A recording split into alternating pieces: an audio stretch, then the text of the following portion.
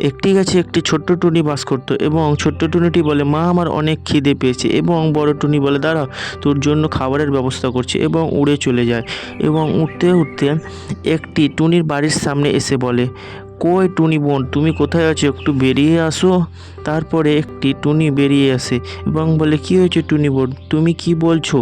এবং বাচ্চা টুনির মা বলে, তুমি কি আমাকে কিছু খাবার দিতে পারবে টুনি বোন?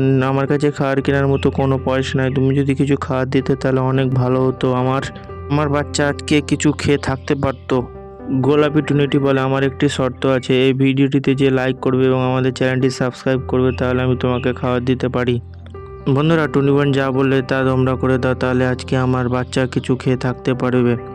দেখো টুনি বোন, আমার ছোট্ট বন্ধুরা লাইক সাবস্ক্রাইব করে দিয়েছে, এবার তো খাবার দাও। হ্যাঁ, তোমার ছোট্ট বন্ধুরা লাইক সাবস্ক্রাইব করে দিয়েছে, দাঁড়াও তোমার জন্য আমি খাবার নিয়ে আসছি। এবং গোলাপি টুনিটি বাড়ির ভিতরে চলে যায় এবং একটি আপেল নিয়ে আসে এবং ছোট্ট বাচ্চা টুনির মাকে দিয়ে দেয়, বলে, নাও তোমার খাবার। সেই ছোট্ট টুনির বাচ্চার মা খাবারটি নিয়ে নিজের বাড়ি চলে যায়।